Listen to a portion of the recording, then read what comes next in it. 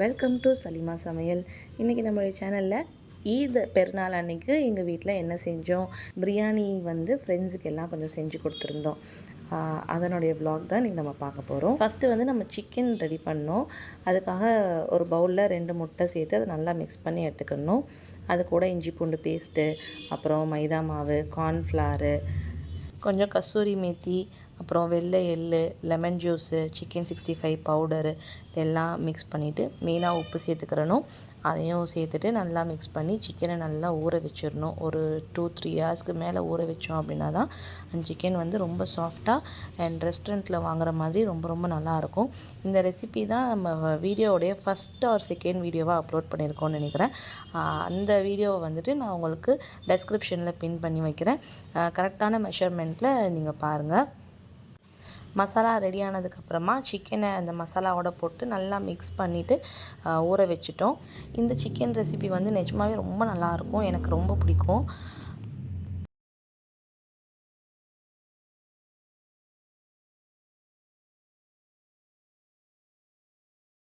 சிக்கனை நல்லா மசாலாவோட மிக்ஸ் பண்ணி ஒரு 2 to 3 ஹவர்ஸ்க்கு மேலே ஊற வைக்கணும்.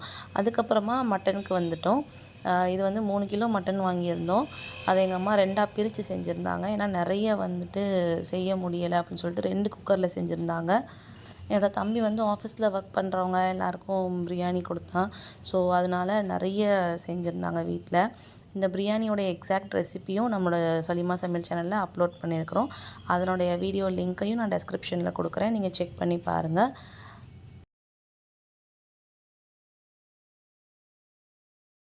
பிரியாணி அப்படின்னாலே அதனுடைய பர்ஃபெக்ட் பார்ட்னர் தால்ச்சா தான். அது தால்ச்சாக்கு எலும்பு, மோஸ்ட்லி எலும்பு தான் சேர்ப்பாங்க. மட்டன் போட்டு அந்தளவுக்கு தால்ச்சா வச்சா நல்லா இருக்காது. ஸோ எலும்பை ஃபஸ்ட்டு வேக வச்சுட்டு அதுக்கப்புறமா அதை அப்படியே தால்ச்சா மாற்றணும். இது இந்த ஃபஸ்ட்டு குக்கரு. இந்த பிரியாணி ஒரு சைடு ரெடி ஆகிடுச்சு. அப்புறம் இங்கிட்டு இது செகண்ட் குக்கர். இதுலேயும் பிரியாணி தான். ஸோ இந்த மாதிரி ரெடி ஆகிட்டு இருக்குது. பக்கத்தில் தால்ச்சா அப்படியே ரெடி பண்ணியாச்சு. ஒரு 11 o'clock அந்த மாதிரி எல்லாமே ரெடி பண்ணிவிட்டு அதுக்கப்புறம் அப்படியே டிஸ்ட்ரிபியூஷன் ஸ்டார்ட் ஆகிடுச்சு.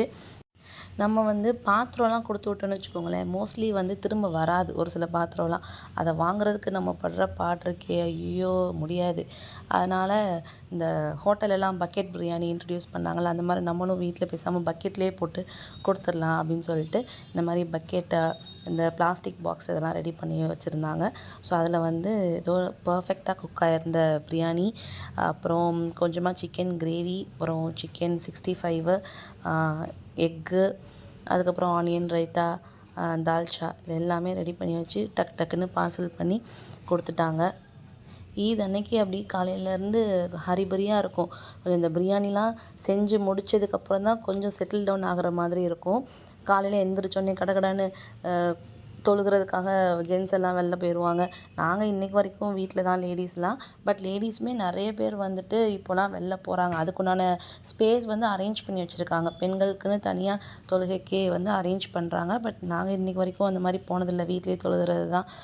அந்த மாதிரி ஜென்ஸ்லாம் பள்ளிவாசல் போயிடுவாங்க. அவங்க தொழுதுட்டு வரதுக்குள்ளாட்டியும் நாங்கள் இங்கே தொழுதுலாம் முடிச்சுட்டு அடுத்து பிரேக்ஃபாஸ்ட் மோஸ்ட்லி சின்ன இதாக தான் இருக்கும். லைக் ரொம்ப அப்படி ஹெவியாக நம்ம இந்த தோசை, இட்லி அந்த மாதிரிலாம் சாப்பிடுவோம். அந்த மாதிரிலாம் எதுவுமே இருக்காது எங்கள் வீட்டை பொறுத்த வரைக்கும்.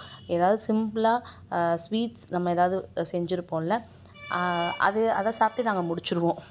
இந்த வருஷம் ஸ்வீட்ஸ் அப்படின்னு சொல்லிட்டு குலாப் ஜாமுன் செஞ்சுருந்தோம். ஸோ ஆளாளுக்கு 2 குலாப் ஜாமுன் சாப்பிட்டு அவ்வளோதான், பிரேக்ஃபாஸ்ட் முடிஞ்சிடுச்சு.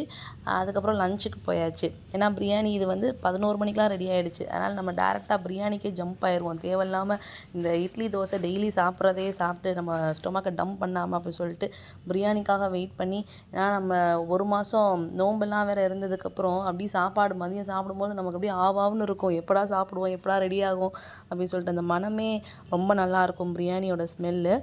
எங்களுடைய இந்த வருஷம் ஈத் பெருநாள் இப்படி தான் இருந்தது. நீங்கள் எப்படிலாம் செலிப்ரேட் பண்ணீங்க அப்படின்றத கமெண்ட்டில் சொல்லுங்கள். இல்லை நீங்கள் உங்களுடைய ஃப்ரெண்ட்ஸ் வீட்டுக்கு போயிருந்தீங்க பிரியாணி சாப்பிட்றதுக்கு அப்படின்னா அதையும் கமெண்ட்டில் சொல்லுங்கள். தேங்க்யூ.